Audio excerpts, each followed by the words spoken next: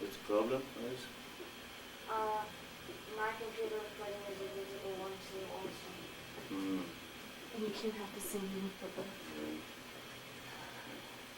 Is that right?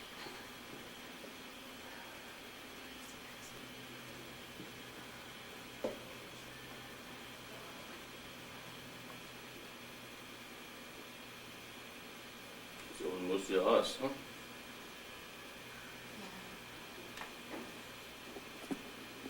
But we're the most in the group. You got it? But usually more people come. We're number one. You're what? We're number one. Between number one. Like in the religious section, we're number one.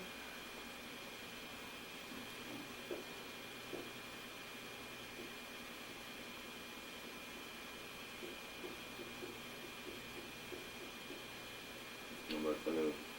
Is it the camera running or what? Is it red dot on? It's not running, but I know how to. Don't. Okay. That's it, that's it. Okay. My chicken. No. We don't have that What John. happened? So what? Do The we speaker? have that John? You what? No, I don't think you were done. I don't see you on the list there.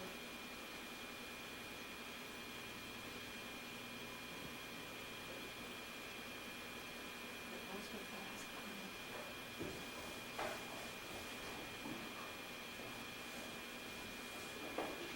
Good. Everything is okay? Is camera running? Yes. It is? It is. It's like, oh yes, it's recorded.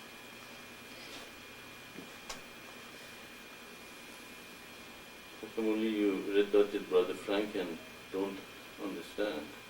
Everybody's right there except for you, me, Mom, and Sean. Not in my computer. I'm thinking maybe we should I have think you you have do to it. reboot it because of Yeah, I Isaac think we coming should in. redo that. It is invisible, aren't you? Can Administrator. this one run too? We get to close all the way down.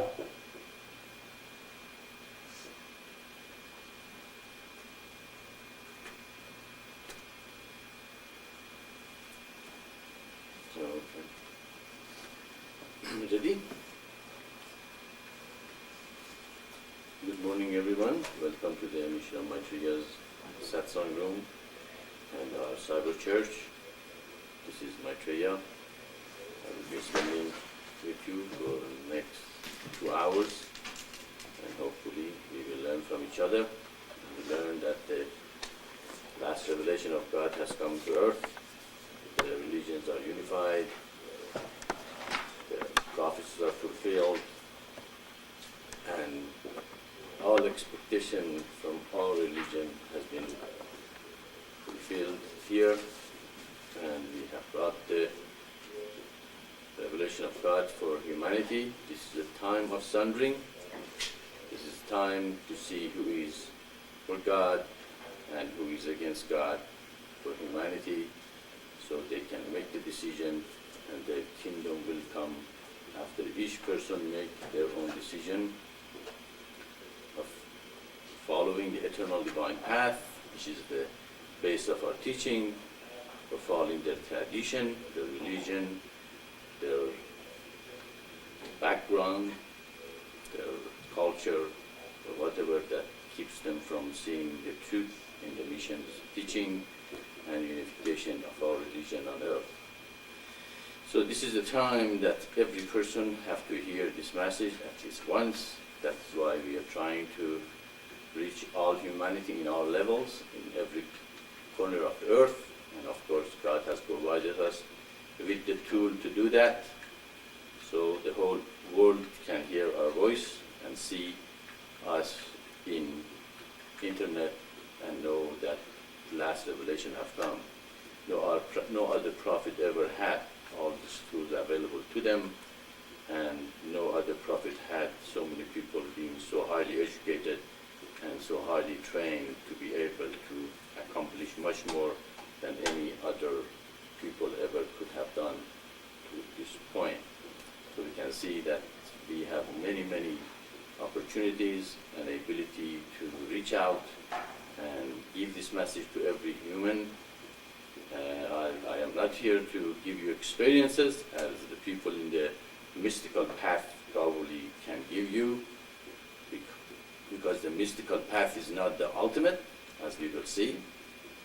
I'm not here to teach you how to live in the community of light, because you have been living in community of light for many lifetimes, and hopefully you know by now how does it work to live in a community of light, and that means not being self-centered and be able to sacrifice for it and surrender and submit to the will of God and become a universalist. I'm not here to teach you how to sacrifice, because you have had sacrifice before and you have learned how to sacrifice, and you will know how that works because you have done it many lifetimes. I'm not here to teach you how to surrender and submit to God.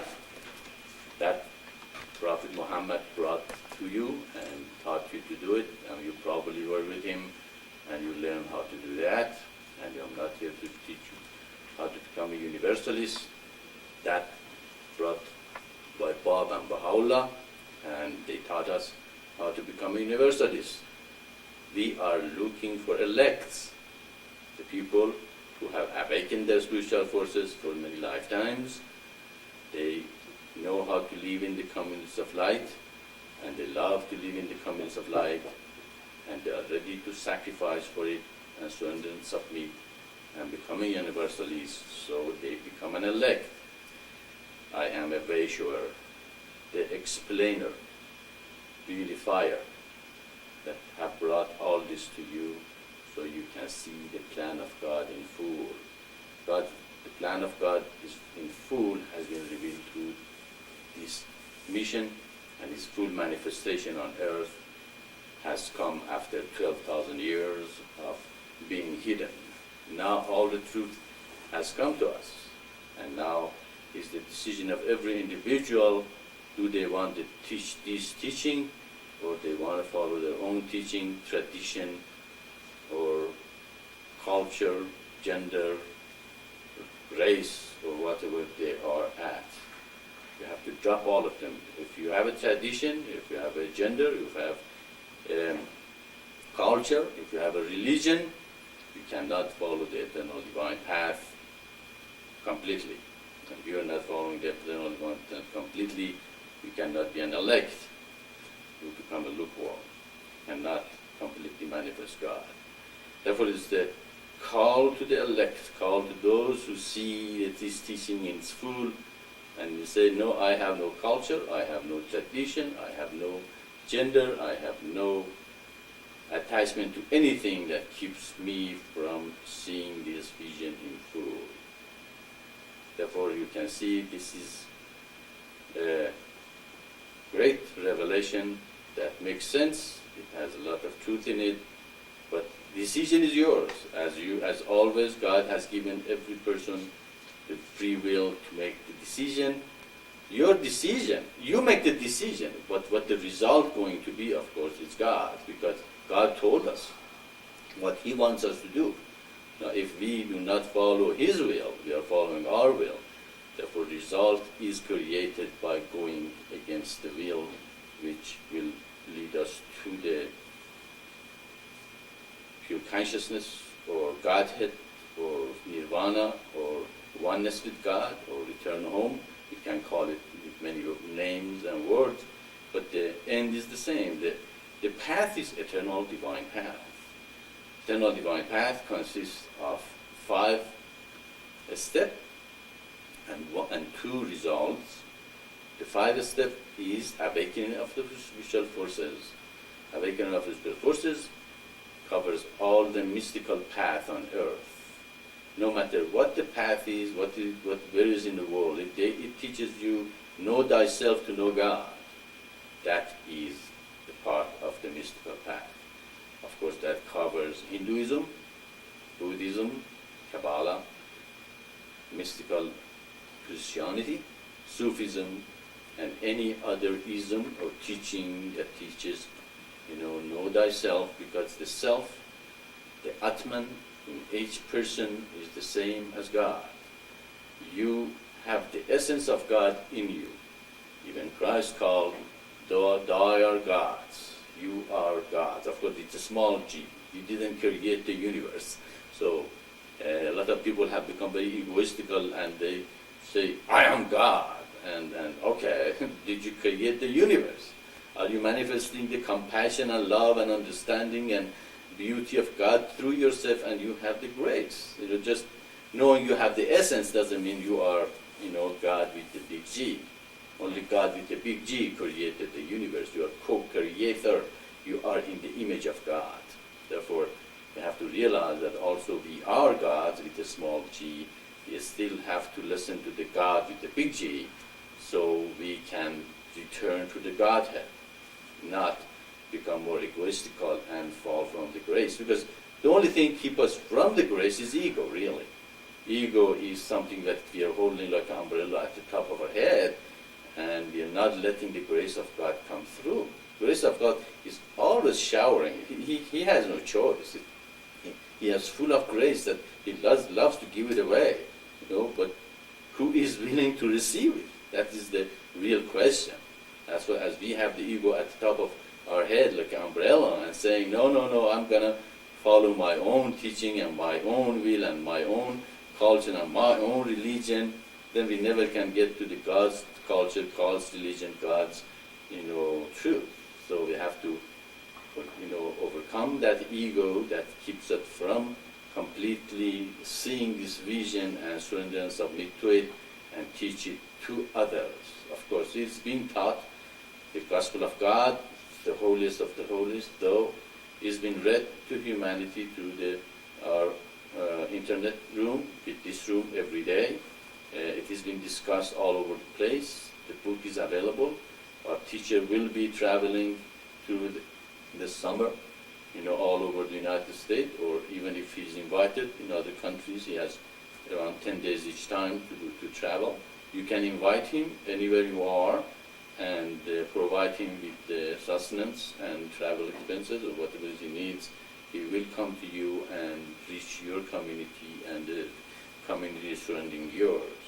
So there's a lot of effort all around is being put out to reach humanity and to bring this to every human to hear it, because every person have to hear this teaching once, and then we are done with them. It is their decision. They want to see the truth in it or not. It is not a cult. It is God's revelation. It is God's truth. We don't keep you here if we don't want to be in the mission or not, and we leave you to God, and hopefully eventually a lot of people will see the truth in it and come together, create communities of light, and create the kingdom of heaven on earth. Therefore, the first step in the communities of light is awaken our spiritual forces. Meditate. Know thyself. Concentrate. Look at yourself and see, what are my habits? What is my resistance to God's will? What is that make me don't want to listen to God, but I want to listen to my own will and wish and desires and attachments, but I don't want to completely say, no, I don't want to be the slave of my little ego, but I want to be surrendered and submit to God completely. So that is knowing thyself. How would do it? Some people close their eyes, they meditate, they do formal meditation. Of course, that is the fastest way, because you are closing all your senses. All your senses are like 5 strong, powerful horse are pulling you toward the external world. And when you close your eyes, which is one of the greatest senses of human, because what do? We see first before we desire, don't we?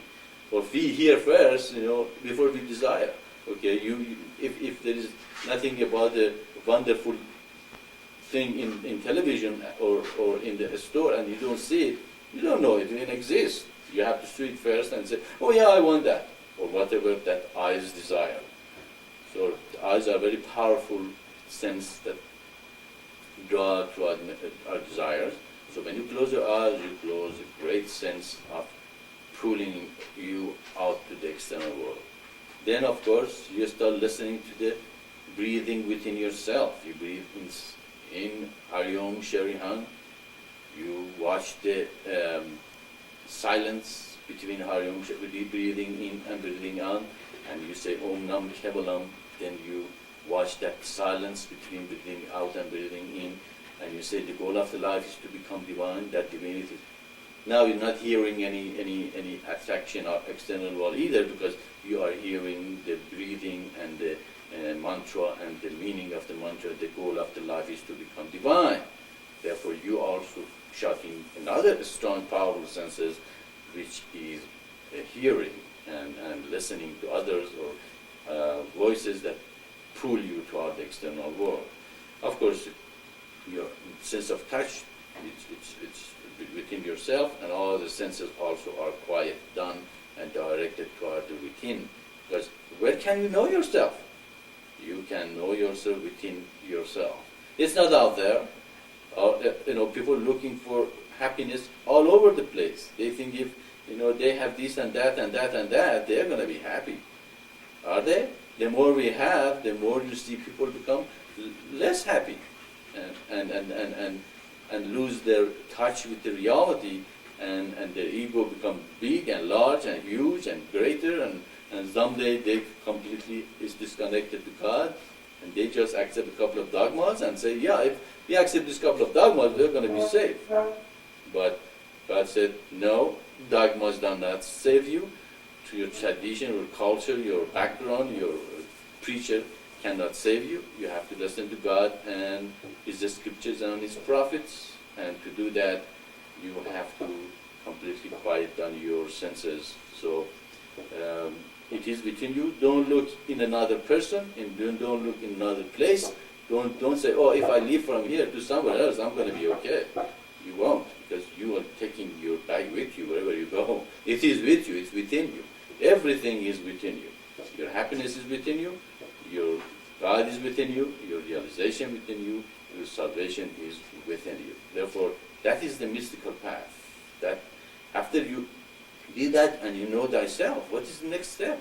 Hey, I want other people also know thyself. I want they also awaken your spiritual forces and become great and know thyself and feel the Spirit of God and closeness to Him and awakened and realized and overcome all the pitfalls and don't want much, and they don't look for stuff out there to accumulate in their life, but they want to be a channel for God. Therefore, we can see the next step is to create an environment that is going to help also other people to become self-realized and become great people. And that is the teaching of the Old Testament. If you read the Old Testament, you can see that God is trying to choose a people for Himself as the 12 tribes of Israel. What's a tribe? Tribe is a community that the people live in, and the communities that God was trying to create in the Old Testament is the communities based on God's law. They accept Him as the king and follow His laws. And exactly as far as they did that, they were different than the neighbors. They were blessed. They were in God. But eventually, of course, they longed for a human king. And of course, Samuel went to God and said, God, they rejected me. They don't want me to be the judge. God said, no, they didn't reject you. You have such a big ego, Samuel. It is me they rejected, because I am their king and you are my judge. You are not their king. God is the king, but they don't want God to be king. They wanted an earthly king, and even worse than that, most people want to be king themselves, and they let their ego be the king of their life.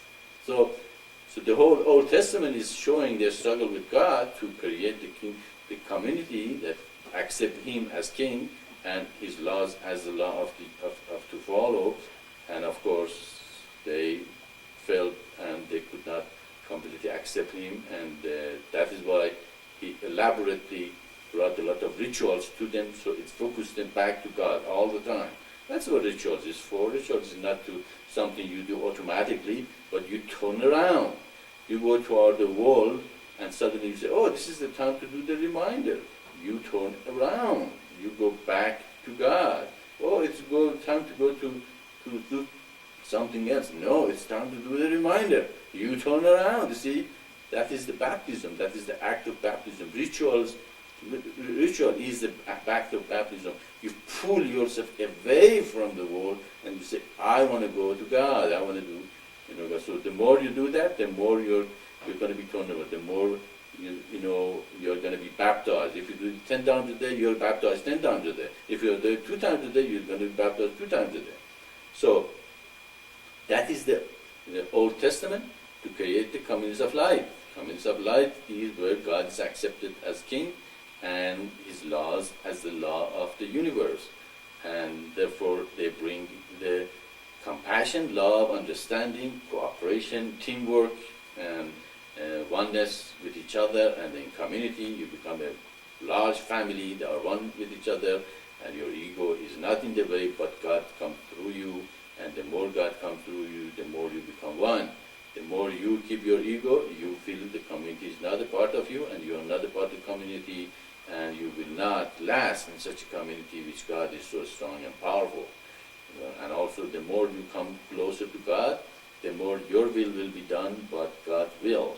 And therefore, you can see that's what the Old Testament and Hebrews were trying to manifest to humanity. And that is the example that Hebrews left for humanity, to see that the communities of light, accepting God as the king and his laws as the law, is necessary to bring the kingdom of heaven on earth.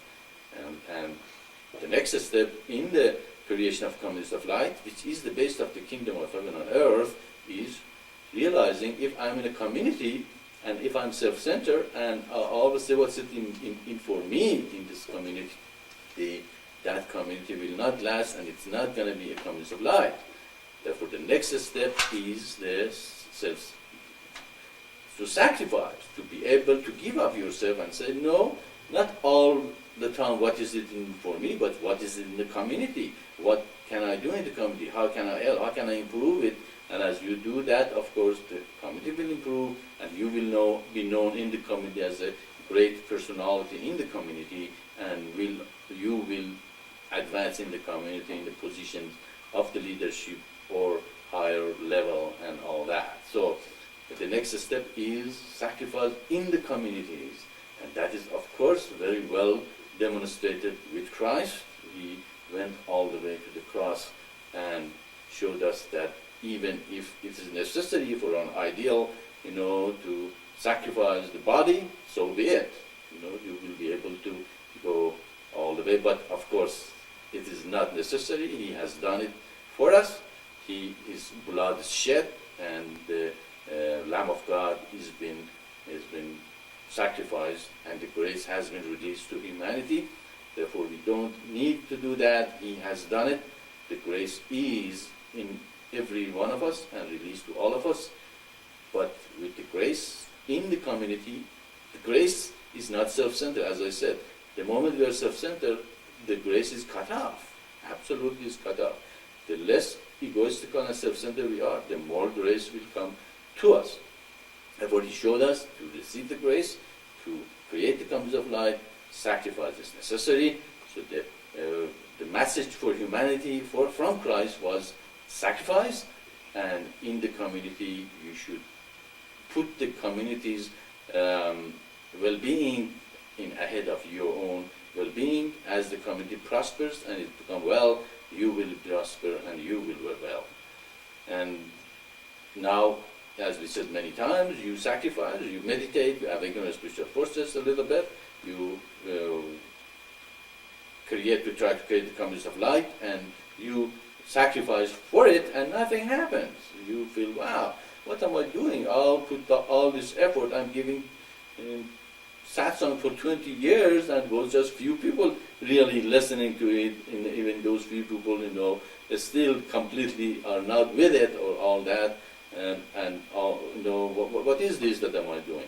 Well, though you realize, you're attached to the result. You want something happen for you. You think you are the doer. You think, you are the person giving the satsang. You are the person who's going to create the kingdom of heaven. You are the person who's going to create the communities of earth. You are going to person to attract people come to the mission and listen to this revelation and thing, and saying, there is something wrong here, and that's why I'm so depressed and unhappy and all that. That I'm thinking, why is it not happening? Why is it not happening? But you realize, okay, it's not up to me. It's up to God. It happens or not. So you surrender the result and say, okay, I gave the satsang. I tried my best. I'll do it over and over and over as far as I have the breath in my body, and after it's up to God. I'll give the purest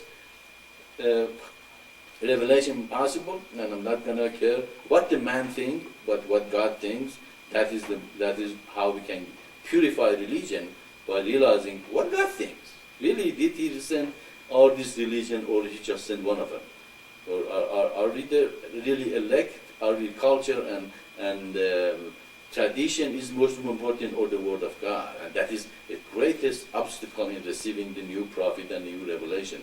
The tradition or culture or bringing up in different religions, accepting that is the only way and it's the best way and all that. Instead of saying, okay, let's stop here and say, okay, I have no culture, I have no tradition, I have no religion. What did really God say? And read though with that attitude, not with the attitude of it's from the devil anyway.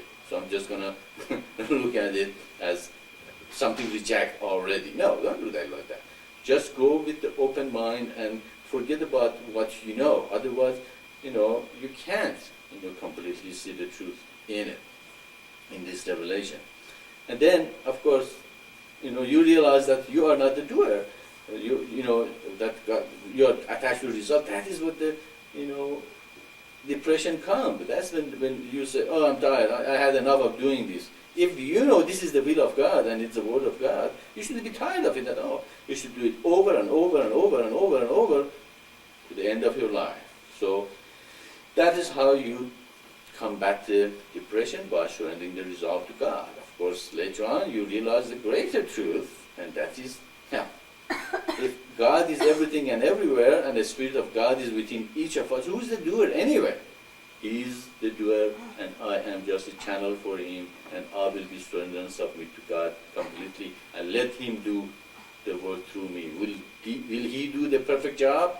He will, because God is perfect. If He is doing it through you, the job will be perfect. If He comes through, if you think He comes through you, and the job is not perfect, is it God doing it? No, it's not, because God is perfect. How can God make mistakes? How can God do something that is not perfect? Okay, therefore, you can let Him come through this time, and if He's doing the job, who's the doer? He's the doer. Who's be attached to the result? God is going to be attached to the result. If He is, of course, He's not. He's not attached to anything. He is independent of His creation. The creation depends on Him, but He is not dependent on the creation. Therefore, we have to realize He's not attached to the result of His action, of course, but He does the perfect job. That message have come from Islam, which means come from the word taslim, and that means surrendering and submissive to God. And after that, of course, still we might direct our efforts to only a part of the universe, our community, our city, our nation, even Earth. And the next step down, you have to expand yourself, the whole universe. Realize God is your father and mother. The universe is your home. You have no attachment to any part of the universe, not even to Earth. Because after we are done here with this Earth, we have to go and bring the kingdom of heaven on other planets, in the planet Krypton or something.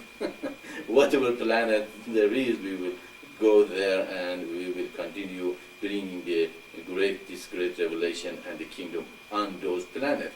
So it's not going to be the kingdom of heaven on Earth, it's going to be kingdom of heaven on Krypton or whatever the planet is going to be.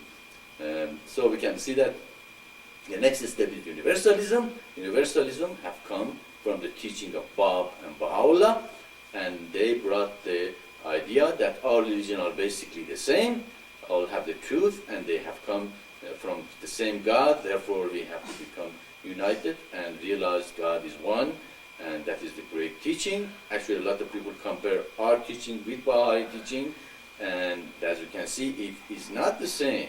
our teaching does not say all the religions are basically it's the same, therefore we have to become united because God says the same thing in the religion. We can see here, every religion have a specific message for humanity. The mystical path is to know thyself. To the Old Testament is the creation of the communities of light. The New Testament is sacrifice in order to create the communities of light. Islam is surrendering and submissive to the will of God. And Bahá'í is the universalist. This 5 step is the 5 step of the eternal divine path. It awakens your spiritual forces, therefore you know thyself. Knowing thyself is to know God. To know God is to know what is His will for you and how you can accomplish that will. The second step is the creation of the communities of light. It means to bring people, like-minded people together, create an environment for everybody to grow physically, mentally, and spiritually. And the next step is to sacrifice, not being self-centered, and become submissive, surrender and submissive to God, and become universalist. So when you create the communities of light, it's easy to live by yourself somewhere in the mountain or in your apartment or in your house and say, well, I'm such a wonderful person, I'm such a good person, and all that. But if you live in a community, there are another 11 people living around you, then see how good you are, Then you will even accelerate your own spiritual progress and knowing thyself 100,000 integrated. Of course, if you want to listen. If you don't want to listen and you don't want to meditate, if you don't want to know thyself, if you don't want to have ignorance process, no matter where they put you, you're going to just keep your ego and just listen to your own little desires and wants and never progress. So the concept of light still needs you to take the initiative to open yourself to the energy and become a part of it. If you are not a part of it and you keep, keep your ego still intact, it's not going to help you much. Maybe a little in the long run, but not as much as it could if you're open to the energy to come to you. So it comes of light. None of them is going to work if you are not willing to listen to God. Therefore, you're accelerating comes out, you're knowing thyself, and you become in greater degree accelerated in your progress. With the sacrifice, you forget about ego. Always, what is it in for me? Okay, you are living in your apartment, you have all these amenities and comfort for yourself, and and you think, wow, I'm such a great guy, I'm a great gal. But when you say, somebody come and say, well, let's share a little of your thing with other people, you get very upset and say, no, this is mine, don't touch it. This is my home, this is mine. That is kind of a dog mentality that, I keep it is myself and I'm not going to share. Sharing is not a good idea. It is a law. It is the law to share with one another. And therefore, in the communities of light, your ego will be modified to learn to share, and instead of always keeping whatever you have and all that.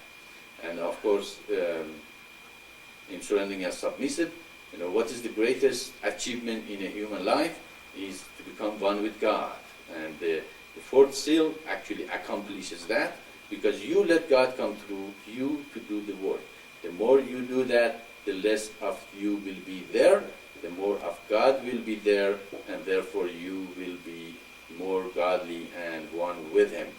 Therefore, the fourth seal is the greatest spiritual achievement, to become surrendered and submissive to God. Of course, to know His will first, which is the eternal divine path.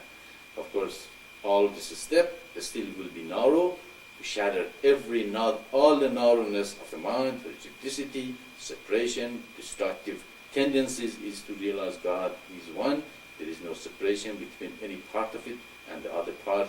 Therefore, you do not separate yourself by nationality, religion, race, or any other ism, but universalism, and you see God as your father and mother, and the universe as your home, and everybody in it, and every part of it, a part of the struggling traveler with you. So you shatter the narrowness of the mind, and which is the base of all the suffering for humanity. With all these 5 steps, you become an elect. And I said, the real elect have been in process of being created for the last 12,000 years. I don't have to teach you how to meditate. I can help you, probably you have forgotten a little bit, and I can, nudge you a little bit toward, realizing how to go back to meditate. But you love to meditate, you like to know thyself. Actually, you have been struggling to know yourself all your life. You are different than other people. You want to know thyself. You don't want to just live like everybody else in the half asleep and in delusion of this is the real life and accumulate a lot of wealth and then leave it behind and you can even take your body with you, when you die. So it's not a good idea to waste your time for something that you cannot even take with you. The only thing you take with you is your soul, and that is where you have to become wealthy. Become wealthy in soul, not wealthy in the material thing. Have the material thing for the minimum comfort, but concentrate the rest for your greater spiritual progress. You have already know how to meditate. You have been living in community of life. You love to be in community and love. You don't want to be alone and lonely and self-centered and egoistical and all that. Your sacrifice is easy for you. You can easily give up yourself to the community, and you can become surrendered and submissive to God easily and become one with Him. And universe, of course, is your home. You already knew that you love the whole universe. You cannot separate yourself. Such people are elect. That is the sixth seal in our teaching. The elect is the people who are intellectually strong, businessly aware, spiritually incorruptible, and the great soul that they follow eternal divine path, and they have the quality of all the classes of the human, and they have the ability to come to this mission, take charge, realize my teaching, teach what I teach to the rest of the humanity, and they forego their own teaching, but the teaching of God, and they will bring this teaching to humanity. So everybody who is elect come to us, and those who also are called for this mission come together. Therefore you can see this is the time of sundering. This is the call for the elect to come. Those who are not elect, I'm sorry to say, that might not be incarnated for a long, long time until they learn the lesson and eventually come and join the kingdom. The chaff and the wheat has been grown together for the last 12,000 years. Now this is the time to gather the wheat to the barn of the Father, and those who have progress will be incarnated again and again, and I will incarnate also with them, and eventually we will bring the kingdom of heaven on earth. So this teaching is the seventh teaching. The elect, the sixth seal, are those that they bring the kingdom of heaven on earth, and the seventh sealing, of course, unifies them, explains them. Everything is explained here in this mission for humanity. Any question? Some people say there are other rooms that people have a lot of questions. Why don't come here and ask us? And we will clarify it for them, and we'll answer their questions, and they will see what we say makes sense. This is at the base of our teaching. Now you have heard it. Go and teach to every person, every individual, every corner of the earth. Start your own room. Call it whatever you want. You can teach a part of the teaching or a whole teaching or whatever. But first of all, teach them the eternal divine path, and let every man and woman and child hear this great revelation from God and bring the kingdom of heaven on earth. That is the goal of this mission, and eventually many people will become divine. Now, my explanation of the basic of the teaching is finished. If you have any questions, raise your hand, and I will answer your questions.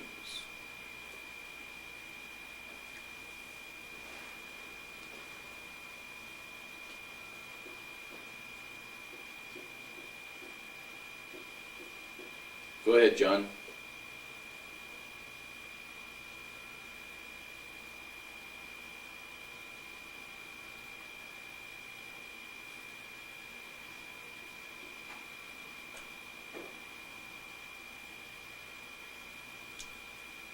Maitreya, my question. Can you hear my question comes from Tho. Several times in Tho it will mention something similar to this, which I find in the Holiest One, verse 10. Furthermore, this force, referring to the Tamaguna, is the one which fixes the things in the mind and enables the consciousness to visualize them. In other words, it creates the visualization or screen for things to be seen in the universe. Does that also mean it creates the screen for all other senses to perceive things as well, beyond just visualization? That's my question.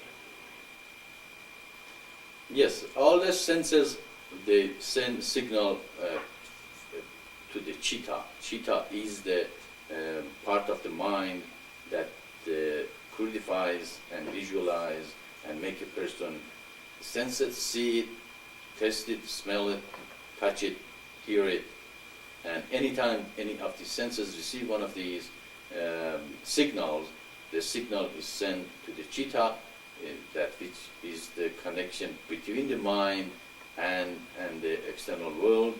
It is the very finest ether in the universe, and therefore that's why we sense. When we see, what does it see?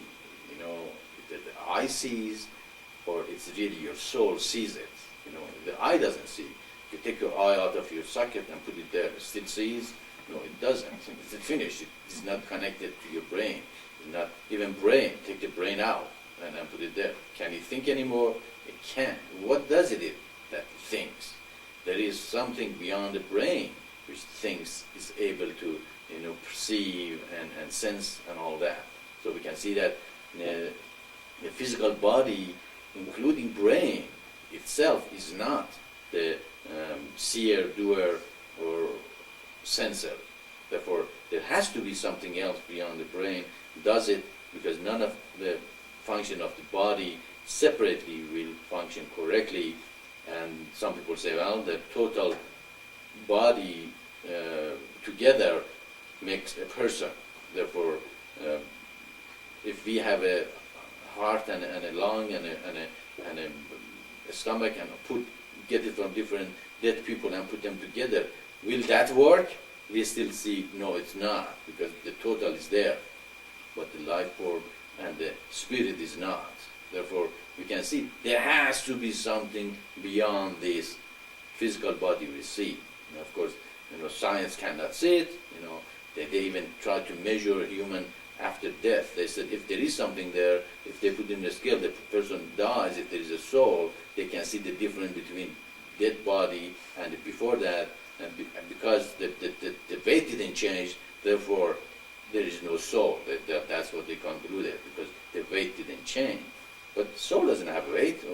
It's always everywhere in the universe. It's nothing that really lives. It's just the connection is severe, and we are not connected to the spirit anymore. Therefore, we can see that there has to be something beyond this physical body, and that is where the physical body is connected to the soul by chitta.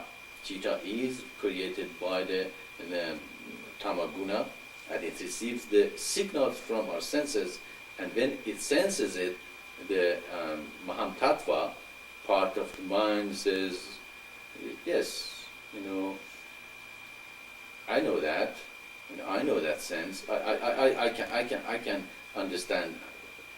I can feel that sense, you know, and sends the signal to the Maham Tattva. And Maham Tattva is the part make the decision, and it says, yeah, I know this sense what it is. So of course it happens so fast. The moment we touch, we feel the things, or the moment we smell the thing.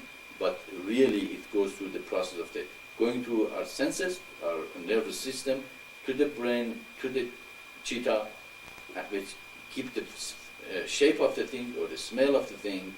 Aham Tattva says, take it as an active force and take it to the Maham Tattva, which says, I know, I recognize, I make the decision. Okay? Then, that making decision part of you, you know, of course, is under the influence of the soul. Soul is the real other part of God or the universe, the mind, and then, according where your soul is, you know, then you use that sense accordingly. Okay, as I said, if you have a surgeon knife, if you are a surgeon, you take it and your soul says you are a surgeon, you are a doctor, you have a promise that you will use this tool to heal people. Therefore, your action returns, your Maham Tattva tells your Aham Tattva tells this decision to the Chitta and tell them, you perform the surgery and heal this person and take the tumor out. And then he does that. He follows his conscience or so. And then if you give the same knife to a killer, the killer says, oh, such a good sharp knife. I can probably kill a lot of people with it. And therefore, he sees the knife, the Chitta gets the form of the knife, Aham Tattva takes it to Maham Tattva, or decision-making part of the mind, and says, wow, that is beautiful. I can use this very easily to kill people. So the knife itself really didn't have anything with the both of them. Knife can cut. That's all it does. It depends how you use it and at the hand of whom it is. Therefore, you will use, you live according to your conscience, according to your soul. Okay, if your soul is tamaguna and self-centered and egoistical, you live a self-centered, egoistical life, and everybody says, "Oh, I had enough of this ego. I don't have nothing to do with it." But if you don't, and you're you're in a higher level and you're godly, your Maham Tattva says, "Hey, give a good satsang.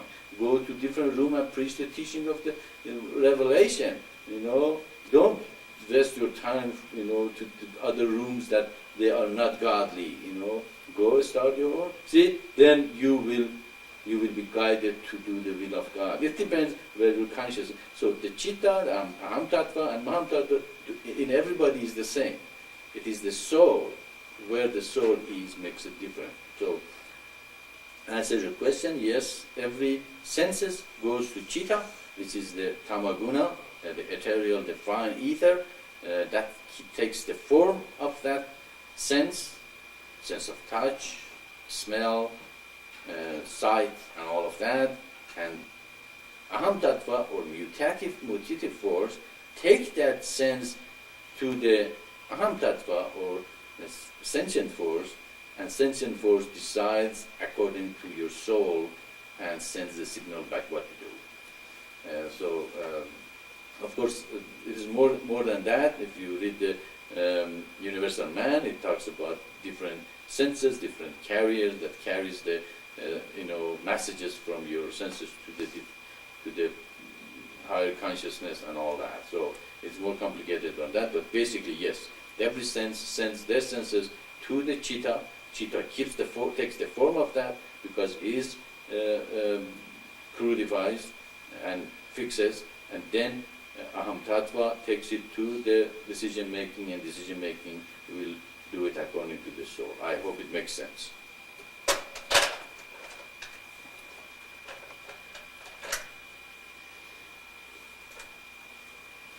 That is great that all the questions are answered, and we don't have much of a question. Okay, somebody is going to have a question from here.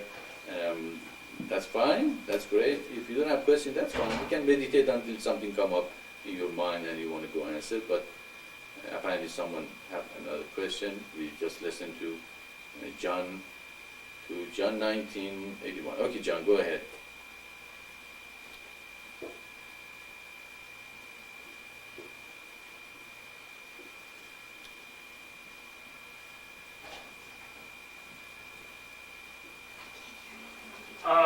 Did someone have a question there before me, Maitreya? If they didn't, my question was in tablet 10 of Commentaries on St. Matthew, verse 18, the very last sentence suggests that we be here now in command form in English. So it's a real suggestion that we do that. Can you explain ways that we can more concentrate our energy so we're here at the moment? And if we're here at the moment, and we really get good at that, isn't that the same as pure consciousness, to be, in beingness or amness? Does that make sense? Absolutely makes sense. That's exactly what it is. That you have heard many masters and great teachers say, be here now, or there was a gentleman that wrote a book by Be Here Now, Ramdas, actually came out, when I came first to United States, and he taught Be Here Now. But it's a word, it's a very interesting word, because the moment you say Be Here Now, the now is past. You are a couple of seconds in the future, and therefore it never can be here now. If you think about being here now and intellectually want to understand what it means, because the moment if you say be here now, you no longer are here, because the second and moment and now is past. Be here now really means whatever is past is past. Whatever is done is done. It's gone. It's in the past, and you have no control over it. The only thing you have control over is to learn your lesson. You look at the past and examine your actions, and then conclude, well, that wasn't good, that wasn't good, that was good. I should do that more often. Those things that take me away from God, I'm not going to do it anymore. You learn your lesson from the past, but you leave the past away and you say, well, this is past. I can do nothing about it. I forgive myself. God forgive me for all my, past that wasn't good. I try to be good and purifying myself for the future. But future is not there either. Future is in the future. You are not there. You don't know what's going to happen. I might just, fall down and die right now in a moment, if God wills. And I don't know the future. I'm not going to worry about it. I was going to do my best to create the communities of light and live in the community of light, and when I'm old, the community is going to take care of me, and the younger people are going to come and join the community, and they will help with the community, and the children is going to have a beautiful place to live, and the grandparents can teach them and take care of them and feel useful, and start living in an apartment and feeling useless and thinking about themselves, and get all kind of disease in their minds, and going here and there instead of becoming follow God's way, which is communities of light, and the older people are going to be taken care of, and older people have a lot of wisdom. They have learned a lot through 50, 60, 70 years of life. They can teach the children a lot of beautiful things and give them a lot of story and all that. So future is future. The only thing you can do is, a better future is to create the communities of light. That is the only way humanity will, be, taken care of physically, mentally, and spiritually in all levels. So future is in future. You can do nothing about that. The only thing you can do your best in this moment. You are learn from the past mistakes, learn from the past, improve yourself in the moment, work for the future. That is being here and now. And being here now is the state of mind. It's not an intellectual explanation. It's not something you say, oh, I'm going to be here and now from now on. I'm here and now. Am I here and now? Oh, no, I'm not here and now. But the moment I said I'm here and now, the here and now is gone. I'm in a couple of seconds in the future. Therefore, I'm not in here and now. You can't intellectualize it. You have to live here and now. You have to forgive yourself from the past and learn the lesson, work for the future, and do what is necessary at this moment to create that future that you want to see to come. And therefore, you will be living here and now by doing that, because you realize that, the only way to do that is to be able to be ready for the future and not being worried about what happened in the past and not worrying about for the future, but knowing that the only good future is the future in the community of life. That is what it means there in so be here and now. It is not an intellectual discussion. It's not something you think about it, but as I said, you learn from the past, you work for God's will in the future, you become more and more perfect every moment because you learn from your past. And what is the path of perfection? Anytime you become less imperfect, you are closer to perfection. Therefore, we don't expect you to become perfect tomorrow, but we expect you work hard to become perfect in your life. So that is what it means, be here and now. It is not an intellectual thing again. It is a realization of your past improving yourself and working for the future of the best place for humanity. I hope that makes sense. Okay? We had another person had a question, but if you have, just go ahead, jump in. You don't have to raise your hand.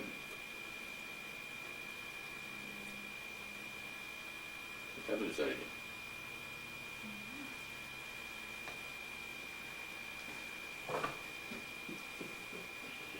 Okay. Hello. Yes, Maitreya, I had a question about, can you hear me okay? Is it loud enough? Yes, go ahead.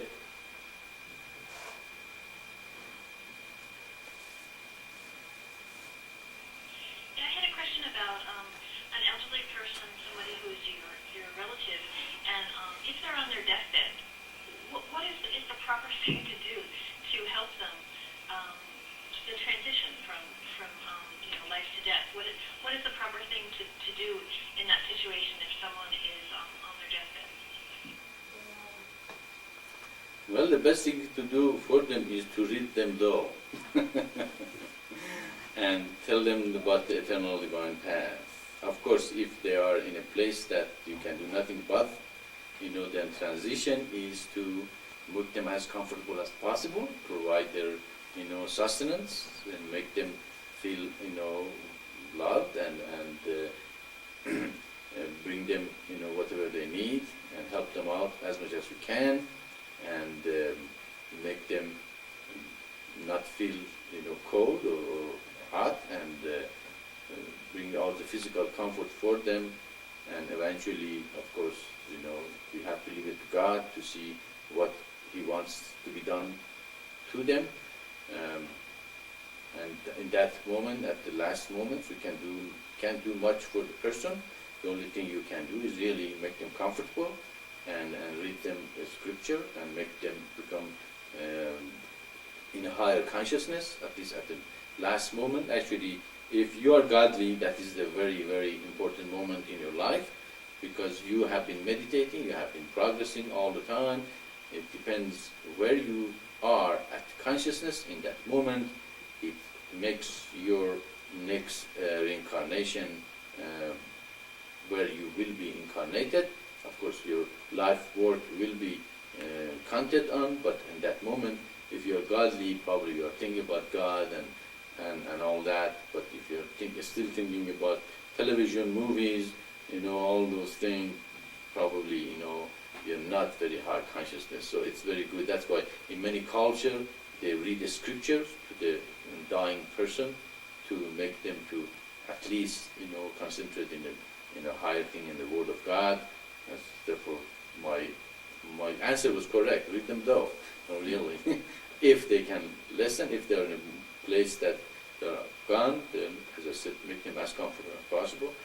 In the community of light, those questions absolutely are answered, because in the community of light, the children are taken care of with the grandparents, and they can help, and they will be there, and they're loved, and they are helpful.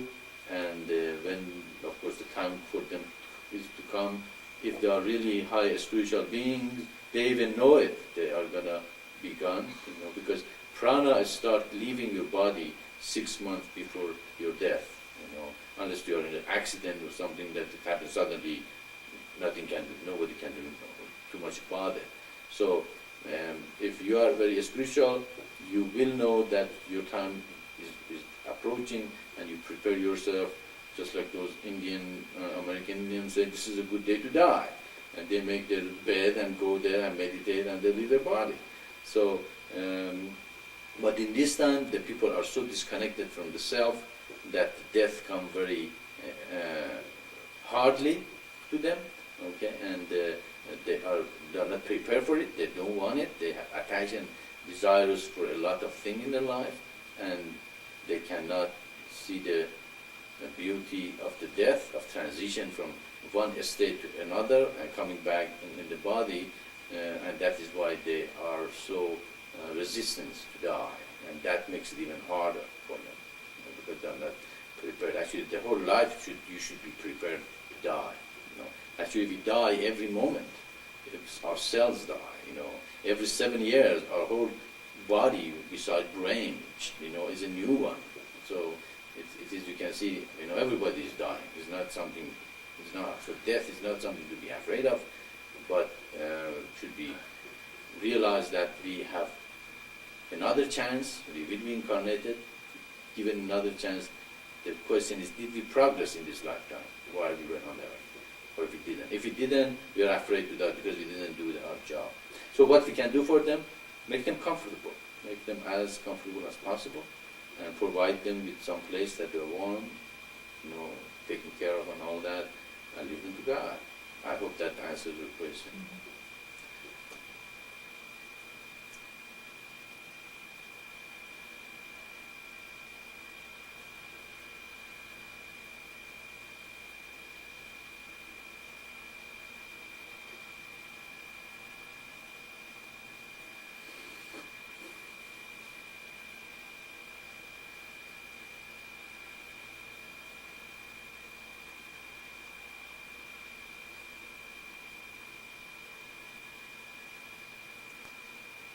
We will be meditating then, and if you have a question, you don't have to raise your answer. Just raise your hand and we will ask you to come to the microphone. I'm very glad. Actually, I'm very happy when there is no questions, because that means you have all the answers and you know the answers. We can meditate and together. And if there is any question you have, raise your hand.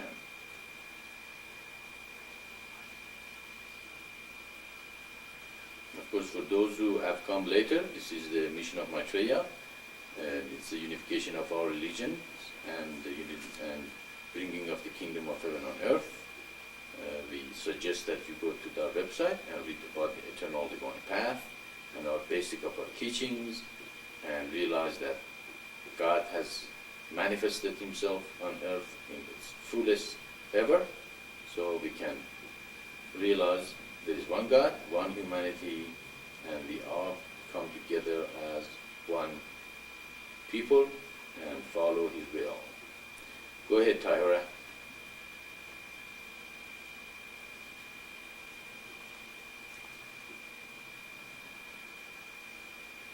Thank you, Maitreya. I would like to ask actually the same question that Sarah G asked, only for animals.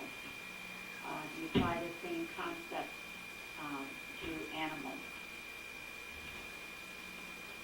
Yes, animals also should be taken care of. They are a part of human life and the earth's growth. And of course, they have to be comforted. They have to be provided, as much as possible. Of course, but the life of human, of course, have the priority over the animals. If there is a place that you have to save a human or animals, human have the priority. But if you have an animal that he or she lived with you all her life, and you have been taking care of her, and she gave you comfort and companionship, and brought you laughter and make you feel loved, and you gave him love, and there is a great relationship between you two. He or she is a part of your family. You should be very concerned about them, but they are there created, for us to take care of them and love them, and but human life should be prioritized than animals, and so we have to take care of the humans suffering on earth first, and eliminate those suffering first, and then of course when the community of light comes, the animals also will be taken care of. They will live in the community and will be a great part of it, and everybody will give them love, and also will return our love. But when the time comes for them to go, as same thing for them, we have to provide them with a comfort place to live, and provide shelter and sustenance until they leave their body, especially if it's your pet or something that you have created a relationship with.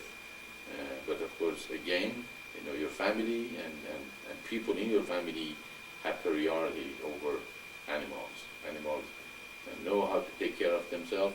But if you have an animal you brought in from the childhood, and she doesn't know how to fend for herself or himself, you are responsible for them. You have to provide for them as much as you can. I hope that answers the question. But when you bring a pet into your life, you have to be responsible for them.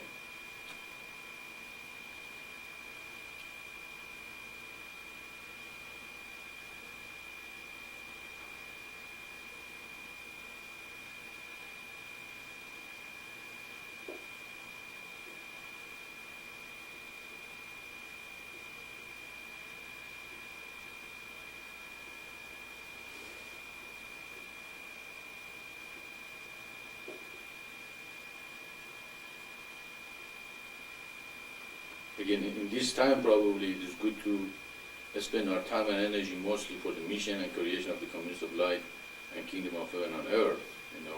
Later on, pets and animals are going to be living also in the community, and they will be taken care of and provided easily.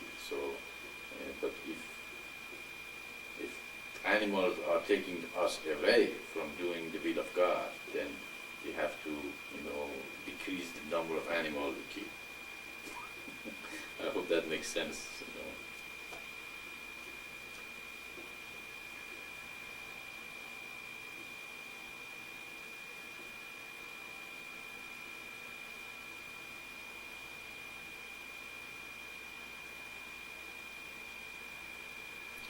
Are you watching the screen? Let me know if somebody.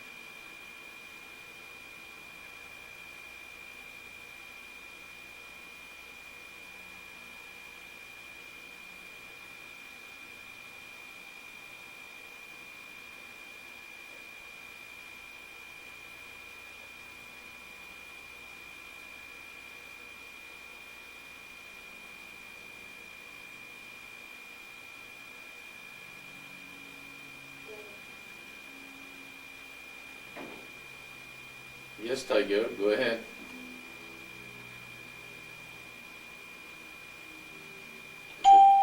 Ready for that button. I don't have a good name.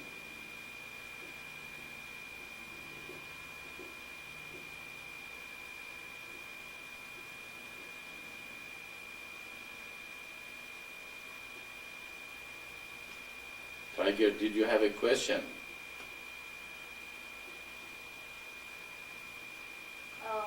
You put it in text. Explain to me how the soul prepares 6 months before. Yeah, you weren't here, Tiger. We accept only questions said in a microphone. So if you have a mic, pick the mic and ask your question. Go ahead.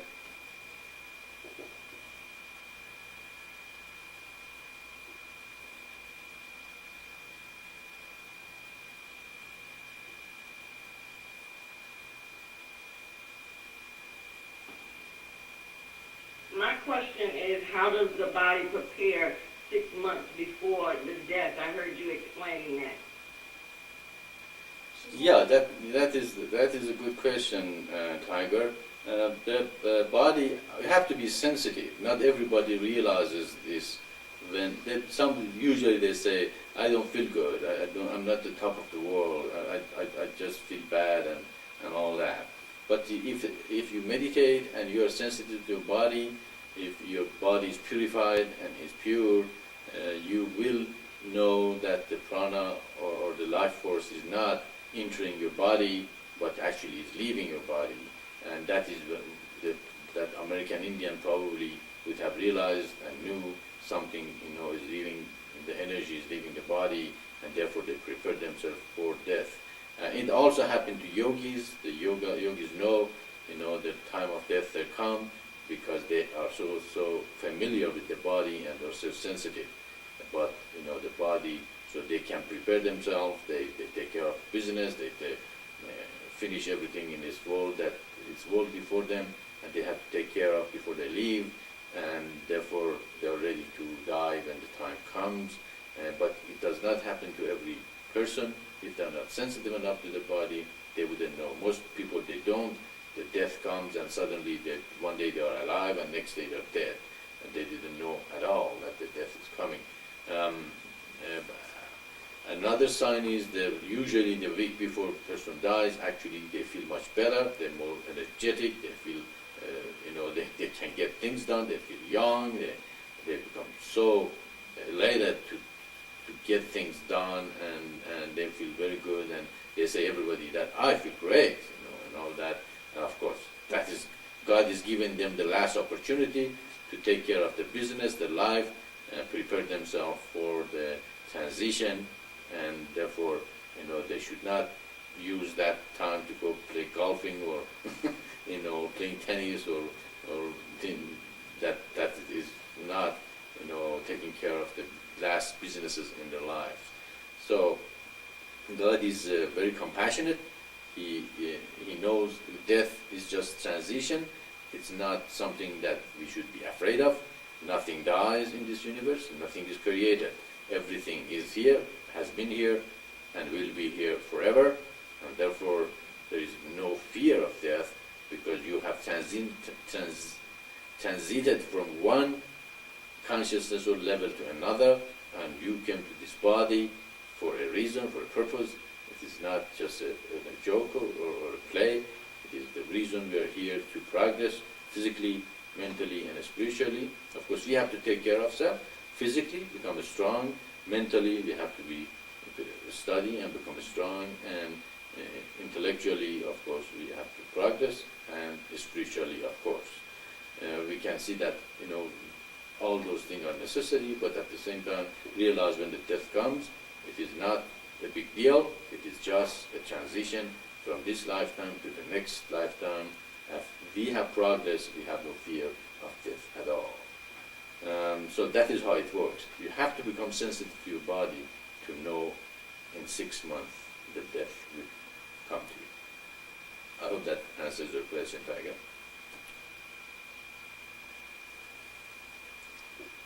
If it doesn't answer your questions, you can follow up always, especially now that not very many people are asking questions, you can just go ahead to the mic and ask.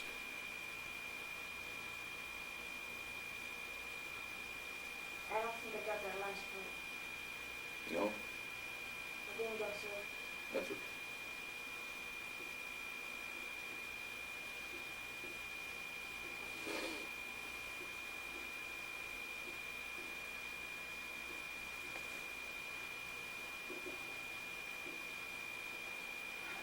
Of course, in the communities of light, everybody have the opportunity to know themselves much better in deeper level, and all these things will become much clearer to everyone Not going in the to. communities of light. Not going through? All right. Okay, if anybody hear me out there, I've been told that I'm not going through. Just say 1, 2 for yes, and 1 for no. If I'm coming through, just tap 2.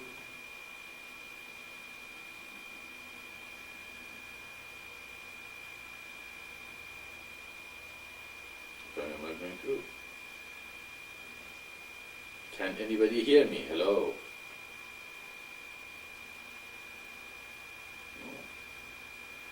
I'm going out of the room and come back.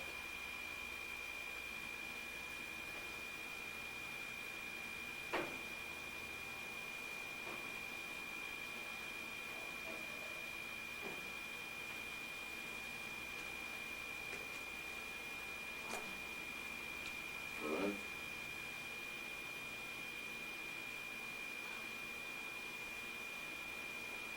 What do you see now?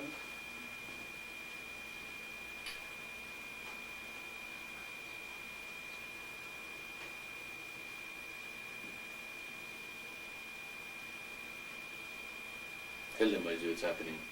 Okay. I'm not getting back in.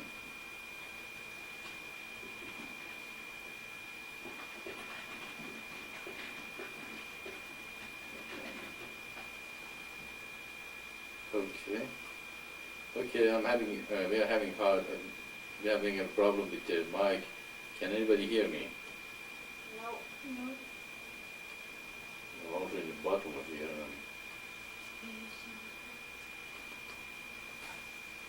Hello, hello, can anybody hear me? I'm not blocked. Oh, whoops. Better try now. Okay. Can anybody hear me now? We're having problem with the mic? It's going to. Yeah, it's going to. It's okay now. Okay, yeah, well, I was saying that in the communities of light, of course, everybody will become more sensitive about their body. They have more time to meditate, and eventually, hopefully, one day, just like everybody, like that American Indian medicine man, knows the time of their death, and they choose a nice day and will go and lie down and transit to the other world and come back, again, their body and continue. And therefore, there is not such a thing as death in the mission. We just continue coming back again and again, and we do the same thing, and that is shows the justness of God, because if God gives us only one lifetime and tell us, that's it, if you make it this lifetime, that's fine, you go to heaven, if you don't, you go to hell. What kind of a just God is if he bring me up somewhere I've never heard about any of these, and then he said, no, you go to hell, you're born, to eternity in that hell. It just doesn't make sense. But the incarnation makes sense, especially in the last 12,000 years. Humanity has been reincarnated again and again and again to this point. In this point, God knows who is the chaff and who is the wheat very well, and the wheat will be incarnated and bring His kingdom to earth and provide an environment. Then when the chaff is incarnated, they have no choice but to meditate, to awaken their spiritual forces and progress. So we can see this is the defining point for humanity at this junction, and we can see all the science is available to us. The wars, the rumors of war, the knowledge is increased, the separation between religions are greater, and all that. So all the science is telling us this is the end time. This is the time that all the prophets have prophesied to come, and God come for judgment. And His judgment is, if you are chaff, if you are not wheat, you will not be incarnated. You will be kept away from the earth, and the kingdom have to come, and that's how this mission will be fulfilled, to the elects, to those who have awakened their spiritual forces. They love to create the communities of light, they sacrifice for it, they surrender and submit into it, and they become universalists, and they become elect, and that is what the judgment is. The judgment is that already God knows who's chaff, who's wheat, and that is what we are in that junction. And in the community, all these questions will be a part of your life, and you know the truth of the will of God, and death becomes so insignificant that doesn't really matter anymore.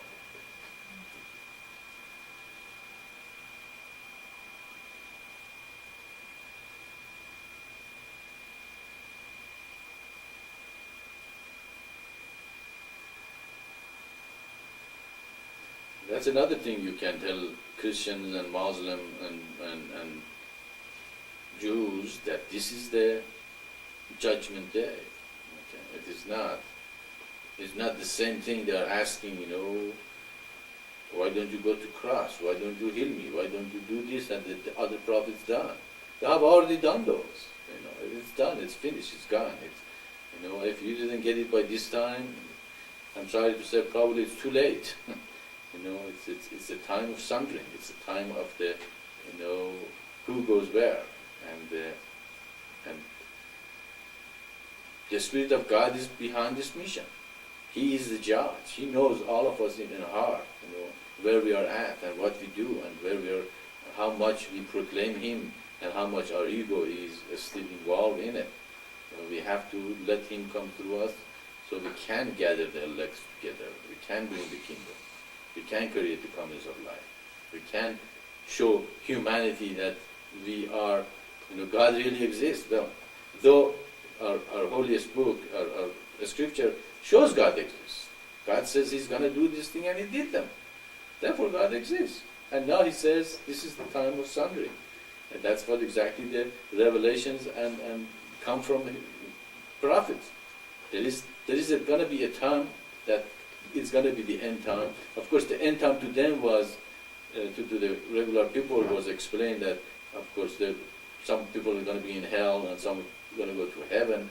But we know it is the new age coming. The golden age is coming. That is what He meant. Those who are well and made it, they're going to be in golden age and have a kingdom of heaven on earth for a long time.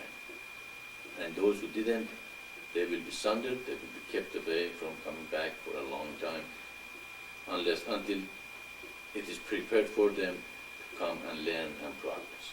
I hope it makes sense. It makes sense a lot to me and the way I can see the world, that there's a lot of war, people are killed, destroyed, Why? Why do we need that?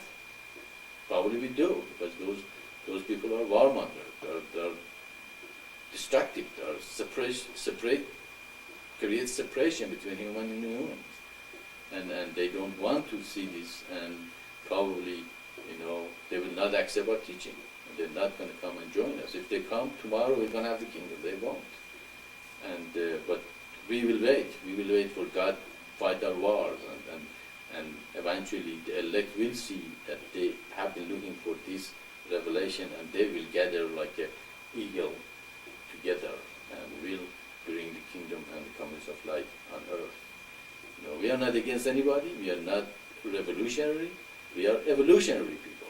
Evolution tells us the next step is the golden age, and we will be incarnated into it and praise the Lord for a long time and bring His glory to earth, instead of putting Him to the bottles of dogmas and culture or things that humans do. So we have to completely see the will of God, what is happening, and what a wonderful God He is, because He has said He is going to do this thing, and He has done it. He has done it. He is powerful. He can do it, but He does not want to enforce His will on you. You have the will to follow Him, or you have the will not to follow Him. Yeah, that's as simple as it is. He's not a cultist. He's not going to say, no, if you don't do it, you're going to be destroyed. You will be, but that's the choice has been given to you, to make your own choice and say, okay, I'll choose God with the free will. I will not be concerned for man, but for God. I'm not afraid of man. I'm afraid of God. And therefore, your choice then become very clear to you which way you want to go. That we are living in a very interesting period of time, although the suffering of humanity is disheartening, but they have a choice not to. And God's God is given to everybody. I hope that all this makes sense to you. We have another half an hour. We will be with you. I will be meditating with you, and if there is a question, raise your hand. I will be informed that you have raised your hand, and we go from there.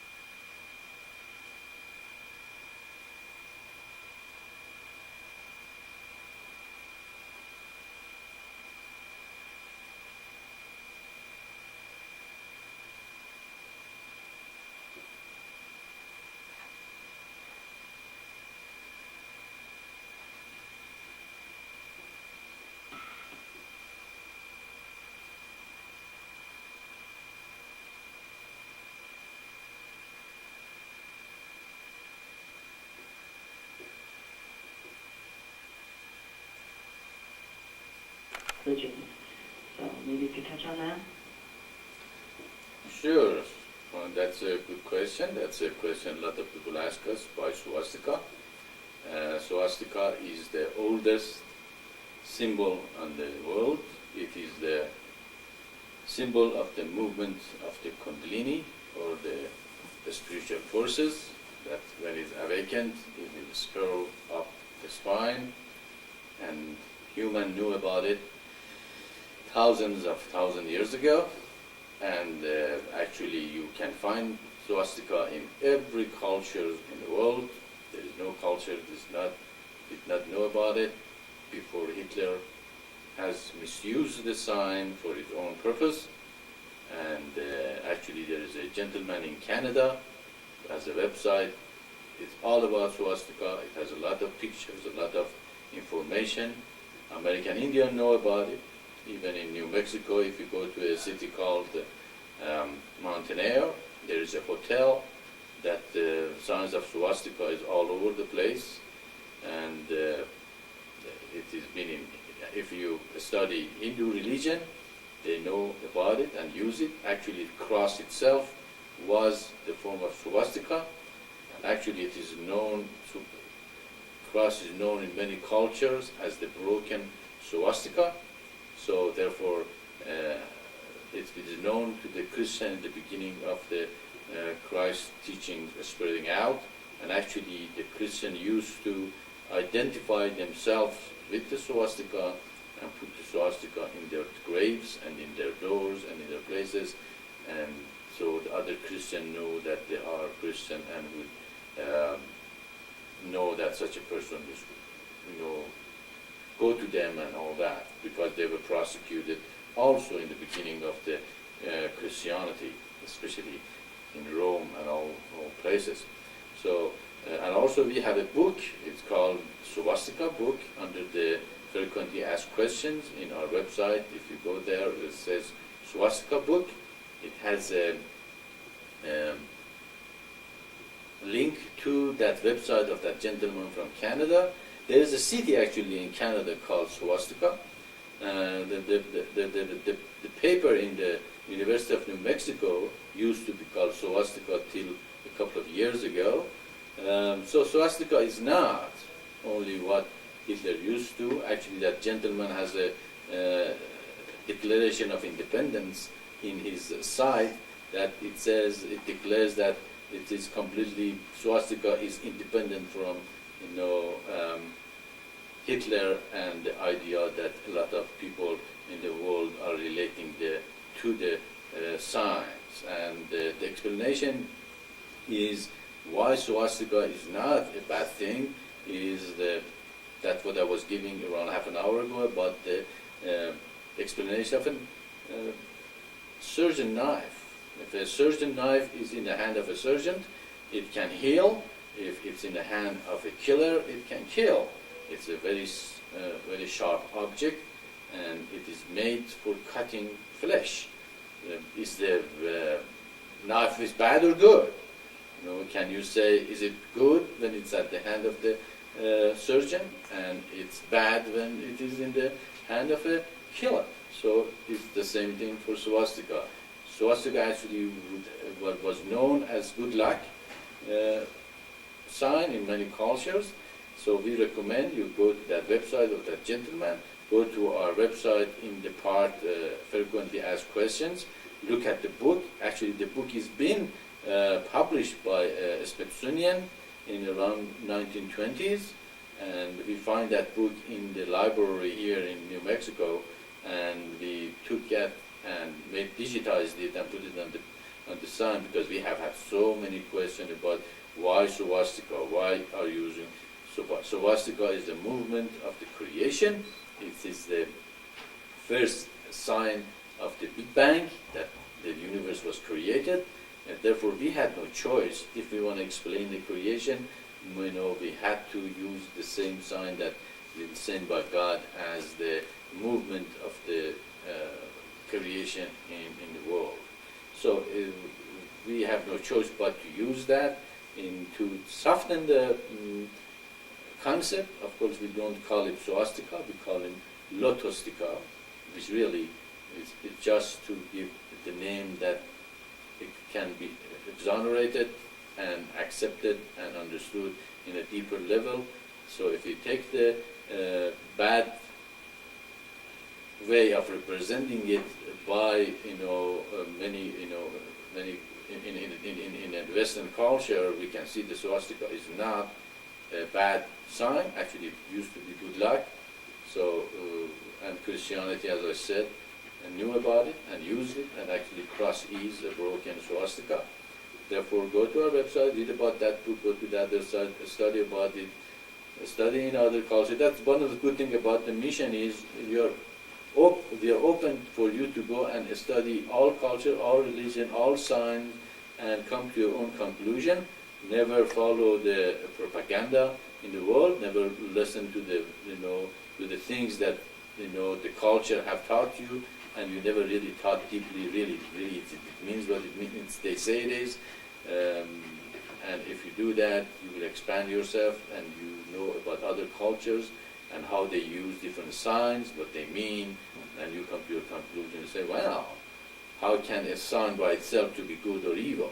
It depends how you use it. In this case, as if you study our teaching, in the sixth seal, actually the yellow swastika become white, become a guiding light in your life, and you realize that this creation is destruction and death. Therefore, the only life is in God and going toward Him, and therefore even this world, which is tamaguna, become a guiding light for you. So we have to expand ourselves, study, read, meditate, and realize that where we hear is not always the truth. We have been completely brainwashed in a sense to realize the meaning of a great thing that God has sent us. Actually, as the great cultures have said, everything is upside down.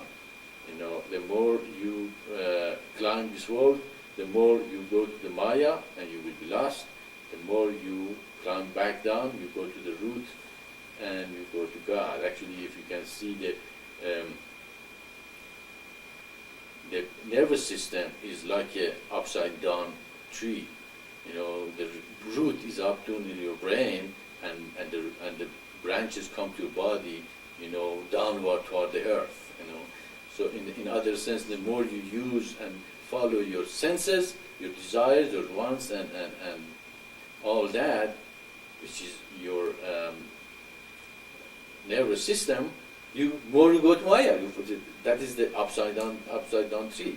The more you meditate and you close your senses and you go to your brain and your soul, the greater you go to God and realizing Him. So apparently this lady who asked the question, she really doesn't want to know the answer. She left. But the answer is very clear. We have to overcome our prejudicity and culture and all that again, and open ourselves to the truth of God, and know God. What does He want? What does He want to say? What does He tell us? Not what the newspapers and television and propaganda of this world is telling us the truth is, but find the truth ourselves in a deeper level and teach it to others. That is very important, and hopefully one day even media and all that in the world will talk about God and greater thing and the truth, and not political maneuvering or cultural biases and all that we have created in this world, and is bringing great suffering to everyone. So again, the expansion of the mind, universalism, research, study, understanding, and all that will help us to overcome what is taking us away from the deeper truth of the world. All right, I guess that answers that question, what swastika means. Go to our website, read the book, go to that website of that other gentleman, study what it really means. It really means what they say it means, but it means something else, as everything else also means something else in a deeper level.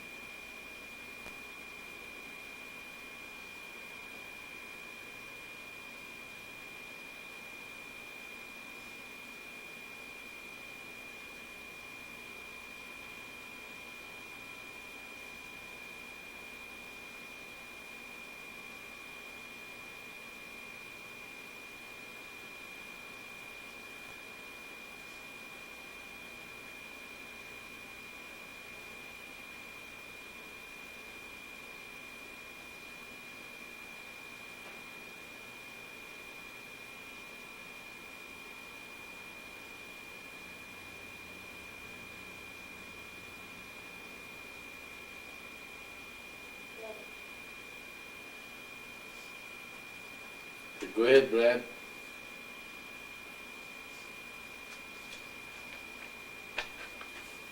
It's in the first couple pages of Bo. There's the inverted heart symbol with the Christos around it. I was wondering if you could give us an explanation of that symbol or its origin. Yeah, I don't know what the origin of it is, but we find it in the one book, or when I was reading, though, it came across to our, it came to me in a book.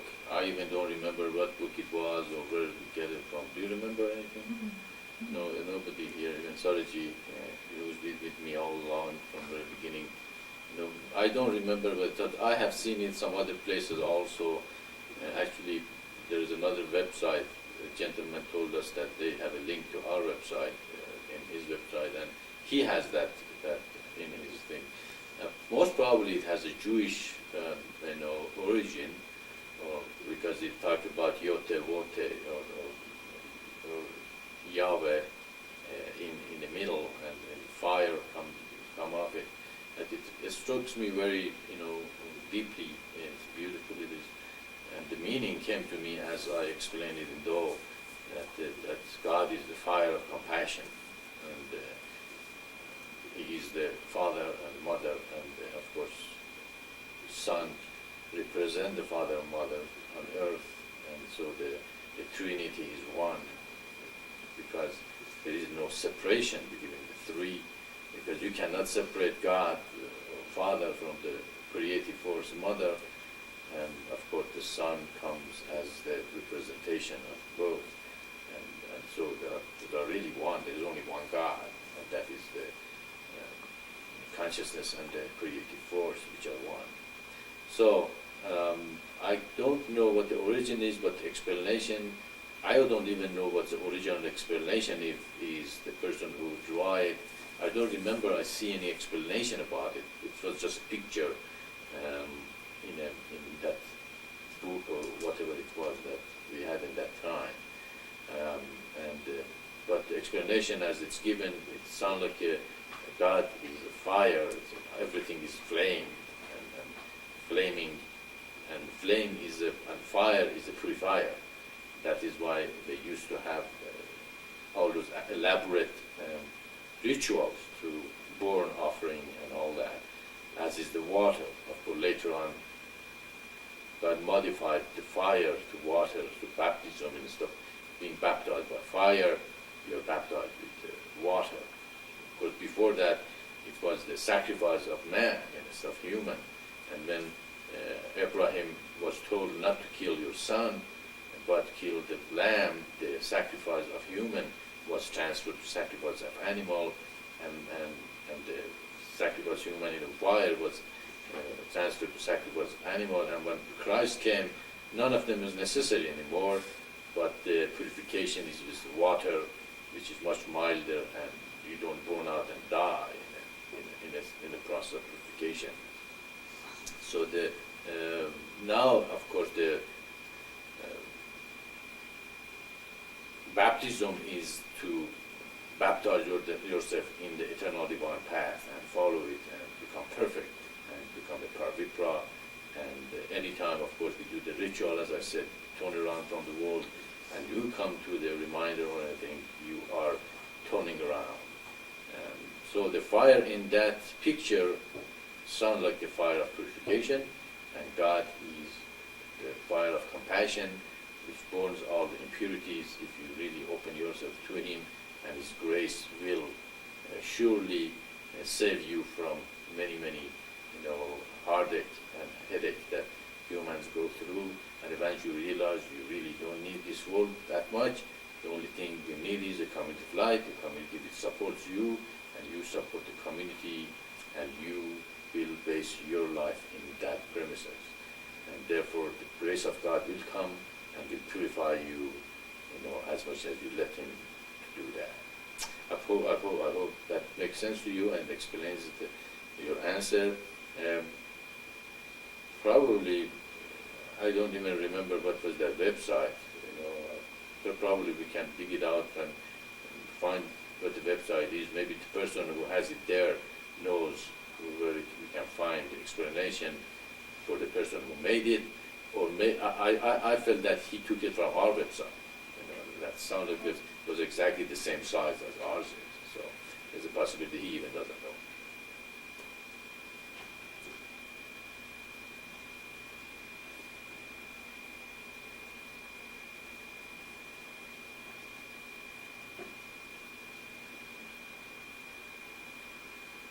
We have a few minutes left of time. Again, go to our website, study our teaching.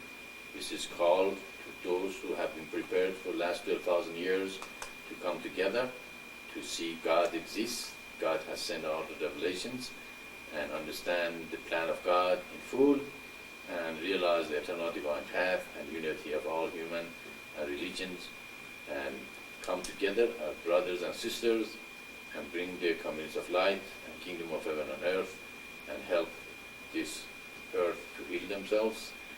We will have a teacher in the summer traveling all over the United States, and if he provided for world, if you are interested to have him to come to your area, send email to the mission and express your interest to have our teachers to come to your area and reach your area and its surrounding. Let us know, and we have his schedule when he's available and is willing to go anywhere that he is invited to come, to go. And of course, we might ask you, some questions, personal questions, to make sure that the invitation is legitimate and is pure and good. And then, of course, we arrange with you and him to be in your area to give the teaching directly to those who you might have and think you will be interested in our message. We like to reach out through internet, through writing, through teaching, to sending people to teach. And of course, one of our members, as we was told last night, will have a discussion in the room Leaf Zone in the 30th of this month. I don't know if Brad is going to come in and tell us a little bit about it. That would be great. I don't know how much you want the people know, but we heard it ourselves last night that we're going to have a discussion. Would you like to pick up the thing and tell us about it, or you don't have to if you don't want to?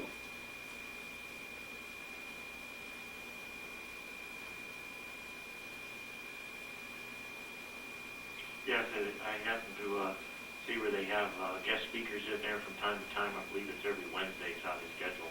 And so I asked the administrator of the room if I could talk. So as far as I know, it's on Wednesday, I believe Wednesday 9 o'clock Eastern time. I haven't heard back from him on exact scheduling, but because just a chance of fact, after that I talked for a couple hours in the room about the mission and tried to just kind of answer some general questions, and there's a lot of misinformation out there, so hopefully I put some information out there that is the truth. Very good. We missed you in the business meeting last night. Of course, all the information other people knew about it and tell us about that, and that is great. Yes, probably there is a lot of misunderstanding, misinformation, and then people have a lot of concepts that probably is not according to mission's teaching, and they feel that they know us, they know, what is in it. This mission is much more than just going and looking in the website a couple of minutes or hours even. It takes a lifetime to completely fathom the depth and beauty of it, and we are very, very glad that God chose us to bring this to humanity, and we consider ourselves blessed and graced by Him doing that, and whoever, of course, come to this mission is also blessed and graced. We are not a cult. We are not trying to, bring destruction to humanity. Actually, it is the mission of peace and beauty and great, revelation. We also have decided to have probably a talent show in a month or so in our room, and so there's going to be some advertisement and telling you guys that you can come and participate. If you want to participate in that, you can come and send us an email and say you have a talent and that. So people see that we also have a lighter side than just pounding our teaching on everybody. And so at that we great to come and participate if you want, and know that we have even some talents in the mission, and they can present that to you through this room. So it's a mission all around, and we are not even against music, but we recommend music be directed toward the higher self, higher thing, and godly, and so we can help us to become in a higher consciousness. So it's an all-rounded mission, and this is the call to all of you. Go and find about it and come and help. I enjoyed being with you guys and with everybody, and I hope you enjoyed it too. And of course, I will be come here next week. But if there is not much of a questions, then we might go back to the monthly satsang. But if you are enjoying, come here and meditate with me. Just tell us that we will come anyway, and we sit meditate, that's fine too. But I'm here mostly to answer the questions and expel the misconceptions about the missions and explain the teaching. Guys, have a God week. See you next week. Salut.